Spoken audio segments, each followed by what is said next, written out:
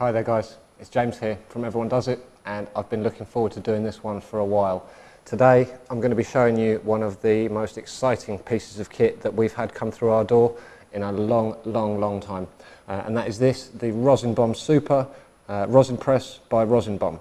So for those of you who don't already know anything about rosin, it's one of the newest and the cleanest ways of getting essential oils and concentrates from your medicinal herbs. And this bad boy, the Rosinbomb, it's pretty much the creme de la creme of equipment available to the general public right now. Honestly, once we saw this thing in action over in the US, we knew we had to get them over to Europe. And finally, we've got these two 20-volt units here available exclusively through us at Everyone Does It and Namaste vaporizers. The reason rosin is so clean is that it uses no solvents at all to extract your essential oils. You simply apply heat to liquefy the oils within the material, and then you apply a huge amount of pressure to squeeze them out, leaving you with absolutely pure 100% clean final product in, as you'll see now, practically no time at all. First thing, obviously, is I'll tell you a little bit about why we like the Rosinbomb so much. We'll talk about how easy it is to use, and then we'll put a few runs through it so you can see how to use it properly and how well it does work when you do use it properly. I've seen a lot of videos of people not really using theirs to its full potential, so today we'll see if we can do that. First thing I'll do is turn the heat plates on, like so, and you can see roughly how long it takes to warm up. It's, as you can see, a full European spec unit.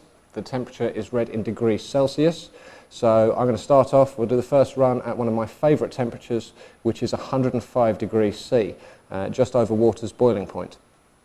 One of the reasons that we love the Rosinbomb so much is not only that it's really well made and looks really good, but it applies really precise temperature to those plates. You can adjust that temperature, and then it applies over 5.5 tons of force to squeeze as much of that essential oil as possible out of your herbs. So it does a really good job.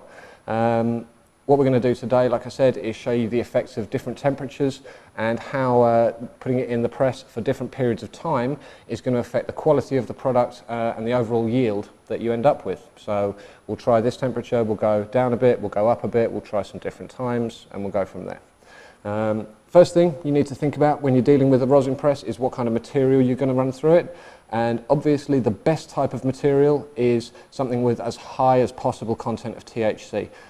Usually something nice and sticky. You want it relatively fresh, relatively dried, but not bone dry. You want it nicely cured. You want still some moisture there in the actual oils themselves. So you want the plant to feel dry but sticky to the touch. If you have it totally bone dry, you tend to have dried out the essential oils, which means that you're going to get a much lower yield from my experience. So something that's nice and sticky is going to do the job. With that in mind, we've got this really sticky lemon that a buddy of mine's got hold of for me, so that's what we're going to use for today. And we're going to do every single run exactly the same size so that it's nice and easy to compare. We'll probably do something like 4 grams. Well, I say probably, I've already weighed out a couple, so that's what we're going to do. As well as the actual material itself, you're going to need some parchment paper, got that here. You're going to need some of the mesh bags, like this thing, which contain your material. And we're going to need some tweezers, preferably, not essential, but preferably need some tweezers for handling stuff near the hot plates. So let's get started. First job is dealing with loading our herbs into the filter bags. Let's get some of this out to start with. If you want to get decent returns, you have to load the bags properly. I've seen a lot of videos of guys just dropping the herbs in there and squashing it, and it doesn't work. You've got to make sure that any empty pockets of material, any empty pockets of air, are filled up with material. Any voids in the bag are going to provide space for the oil to collect and therefore not get squeezed out of your herbs.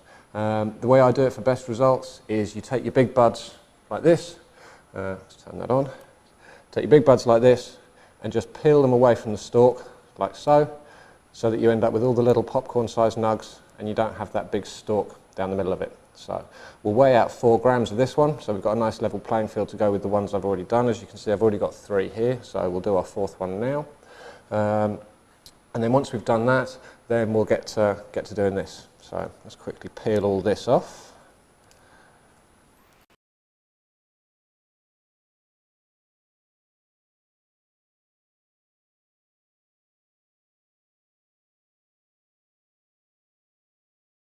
5, exactly the same as the others. Sweet. Okay, so what we're going to do now, get something like something thick, relatively thick and fairly hefty. And get this. We'll put them in a few nugs at a time, and then I'm going to use my Sharpie or whatever other prodding device you happen to have to hand to press the material right down here into the corners. Now you can do, with the Rosinbomb, you can do anything up to about 14 grams of material at once, but obviously I'm going to do 3 or 4 runs today. If I'm going to do 14 grams at a time, it's going to cost me an absolute fortune. So we're going to stick all this down in here to start with.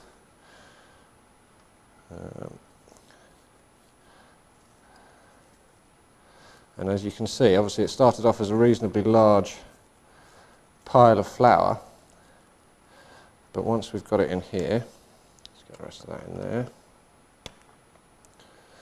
There we go. And once we've packed it down with the Sharpie to make sure that all of our little nooks and crannies are filled, and these bags are really tough. I mean, they're properly sealed, so you can really push down into them to make sure that they're nicely contained.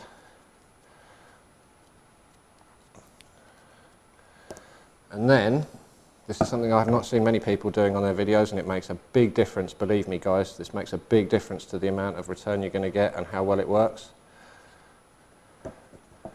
Cutting the top off of your pouch. All that extra mesh, all of that, is going to leave essentially little places. Obviously that mesh is going to be somewhere that oil can collect, and it's going to give you less of a yield. So what we want to do is cut it off, leave just enough that we can fold these edges over to contain the material, and that's pretty much all you want. So we've got our 4 bits of material there. The next thing you want to do, get one of your sheets of greaseproof paper, and we'll fold this in half. And then, useful, as you can see, we're up to temperature now, so it doesn't take very long at all. We're going to put the greaseproof paper in like so, and then we'll take one of our 4-gram pouches. Like I said, we're going to fold this over, and get our tweezers and hold that. And another thing you don't see a lot of people do, what we're going to do with this, we're going to insert this vertically. We're going to have it sat like that. Reason being, obviously, if it's squashed down on that surface area, it's a much smaller surface area than that, and therefore the pressure on an individual PSI basis is much greater. So we'll lift that up, feed that into there.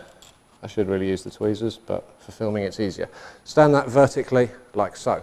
All right, you want to make sure that it's properly in between the plates. You don't want any of it sticking out front or back, because obviously it's not going to work properly. So what we'll do now is gently raise the plate a little bit, and what I'll usually do, again guys, is stop around about here. Reason being, I want some of that heat to radiate through into your material, and it's going to help liquefy all of that oil, so that when we do bring the plates down, it finds it nice and easy to squeeze out, and we get a nice easy yield without having to cook the material too much. So let's bring that up a little bit more, nicely positioned as you can see. There we go. And now we'll bring this all the way up and give it a crush. One thing that's quite important is a timer. Obviously, having precise control, there we go. Having precise control over the amount of time that you're applying heat is going to affect your quality of your return just as much as the actual temperature itself is. So we're going to run this one. As you can see, we've got a 2-minute countdown timer running, so we'll do this one for 2 minutes. And then the one after that we'll do for slightly longer, we'll do for 3 minutes, so that we can see the difference. What I'll usually do is about halfway through any given press, is I'll drop the plates a little bit, and then I'll reapply the pressure. So any oil that's been squeezed out, any pressure that's been lost as it's sitting there now, it's going to open up and then re-squeeze back to maximum pressure to make sure again that we can get as much oil as possible out of this. And you can see already getting a nice return that's dripping off. Oh, we didn't really want that to drip off, but we'll get that back in a second as soon as we pull this out. But as you can see, it's already working really, really, really well. So what we're going to do now quickly is we'll drop that a little bit, let the pressure reset, and judging by what I can see in there, that drips just because this is kicking out a fair old bit of stuff. So let's get that up. while that's pressing, while that's finishing off, let's use our dab sticks. Let's collect that precious material. Get out one of our little bits of raw paper. And this stuff, really, really useful, guys, for rosin. Because as you can see, great for collecting it. So that's the start of that one.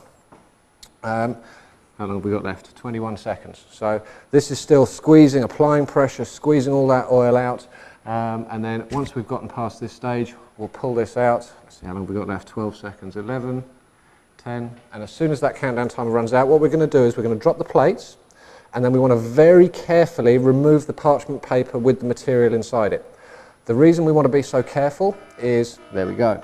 So the reason we want to be careful is because if the actual herbal material, what's now waste material, moves around, it's going to either pick up any of our rosin, and we don't want to do that because that's going to be a waste, or it's going to move around and therefore contaminate what's there. So pull this out nice and gently, open that up, and as you can see, we have a really, really nice return. That's your waste material, as you can see. Dump that there for a moment. I do see some people trying to use it for teas and things like that, but honestly I just bin them. The stuff we really want, the stuff that's important to us, is that. So normally what you can do, as soon as it's gotten to this stage where we take it out, it'll have started to cool slightly, and you can actually just grab your dabber and pick it up like so.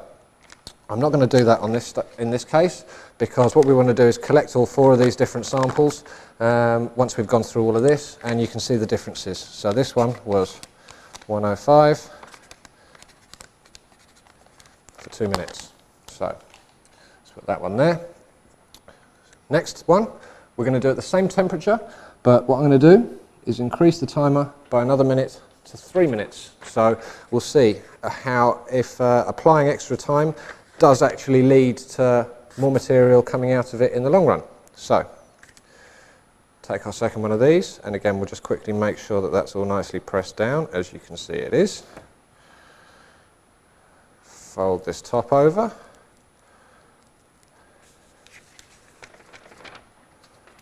And then we're going to follow exactly the same process just as we did the first time. We're going to slide our parchment paper in like so. And then this time, let's try going in this side, see if we can get a little bit less spillage.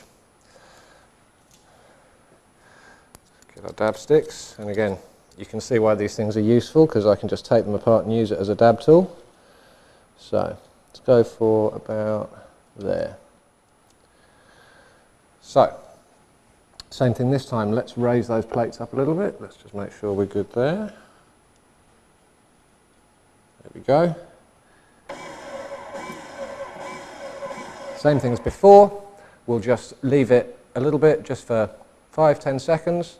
Just let that heat radiate through material. You can already hear it starting to sort of liquefy. You can hear the bits on the surface starting to bubble. So let's squeeze that, and then let's give it the full beans. There we go. Start our timer. Where are we? Start. There we go. 3 minutes. So we'll fast forward through this one so that you guys can just see quickly how we get to that. Let's see what the results are after we've done the 3 minutes. There we go. So let's put that.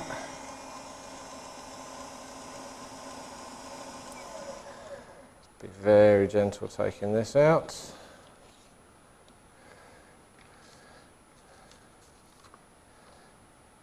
Ooh. There we go, and you can see the material. I would say there is more of it there, but it's definitely darker. So it's another comparison. Get that one down there. So next one, and I'll fast forward through both of these so we just get to the end and we can see these last 4. I'll see all 4 together and make a comparison. But this next one, what I'm going to do is we're going to drop it by 10 degrees. So we'll let the temperature drop a little bit now. And then we'll get this third one in there. So Get the parchment paper in just as we did before.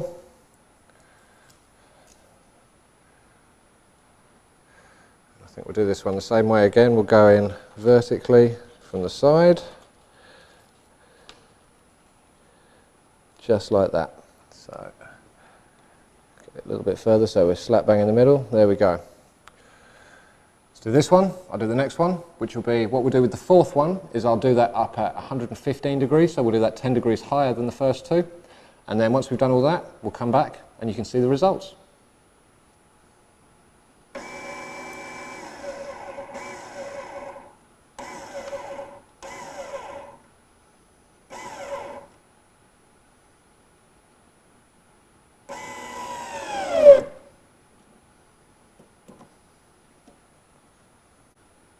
So now we've got our 4 runs complete. Got all the material sat here so we can have a look at it and see what's what. First thing we're going to need to do is collect it all up. So we'll grab the first one that we did. And collecting this stuff is actually really easy. What we'll do is we'll get a little small piece of the raw paper, make it nice and easy. And then when you're collecting this, you literally just start running your dabbing tool along it like so. And as you can see, it just nicely collects all of that up. I'm trying to keep this off the table, obviously, because there was a little bit hanging off the side, but now that's gone, so we can give it some welly. And as you can see, super easy to pick up.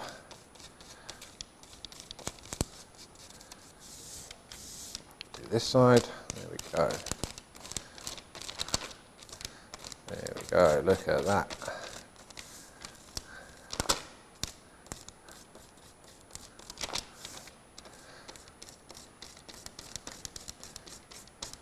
Nice and easy. So what we'll do is collect all 4 of these up, get them on some of these raw parchment paper pieces we've got here. We'll go from there. We'll be back in a second. So here we have our 4 different results. You've got our first run here, which is the 105 degree 2-minute one. We've got the 105 degree 3-minute, the 95 degree 3-minute, and the 115 degree 3-minute. So I've got my scales set up here, and I've got them all on identical bits of raw parchment paper. So let's get that weighed, let's pull that off, and let's see what we ended up with. This is the 105 2 minutes, and as you can see, nice light colour, really looks good. You can see it started to just ever so slightly boil, but not properly, and we've got 0.65 grams of that, so let's scribble that on there, 0.65. Next, let's have a look, and we've got the 105 for 3 minutes. Make sure that's 0 still, there we go, lovely scales. So the 105 for 3 minutes, 0.55, interesting, very interesting. And what I usually say with that is, you can see that actually that extended period of time hasn't actually really helped us get any more out of there. So let's scribble that on there, actually 0.55.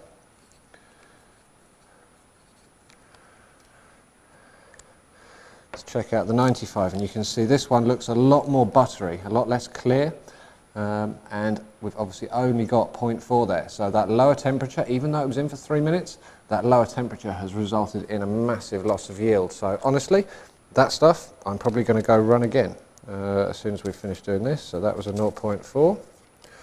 And then I'm interested to see this last one, because I've actually never gone as high as 115 degrees, but we've got 115 degrees here.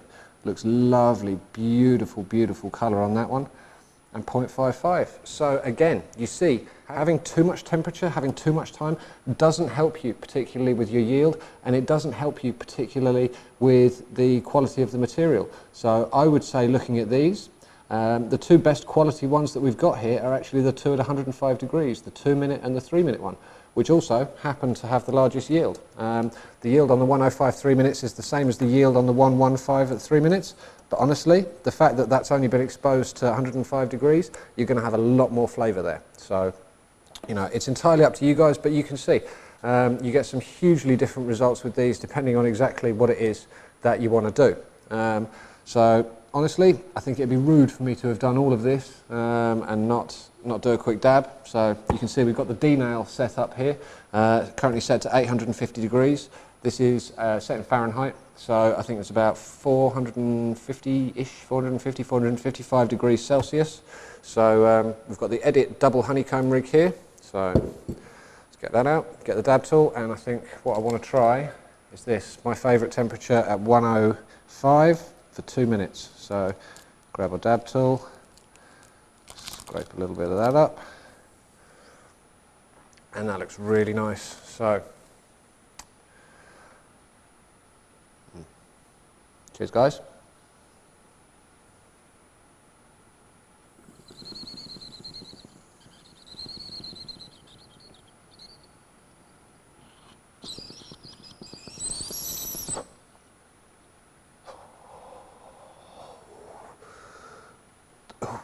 Wow.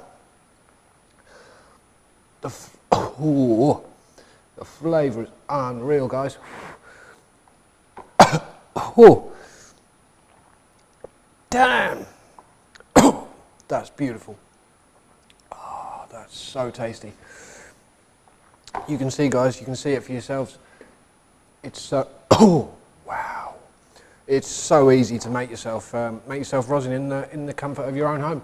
We've got, dear oh dear, we've got a full range of dabbing essentials, dabbing extraction gear on Everyone Does It. Everything you've seen here today is available on our website. So we do entry-level extraction equipment all the way up to bad boys like this. So if you want to see what you're missing out on, and you can see, I think, you're missing out on a lot. If you want to see how easy it is to get into doing this for yourself, get into making your own dabs, see just how good the effect of these things is, get onto Everyone Does It, get onto Namaste Vapes, and have a look at some of the extraction gear that we've got on offer, guys. I'm sure you can tell it's been a great pleasure. You know, 45 minutes ago we had nothing but raw flour. Now we've got some beautiful, pure, 100% concentrate, and I can pretty much guarantee you that that is going to be keeping me and the rest of the guys here at Everyone Does It super smiley this weekend. So I hope you have a good one, guys, and we'll catch you on the next one.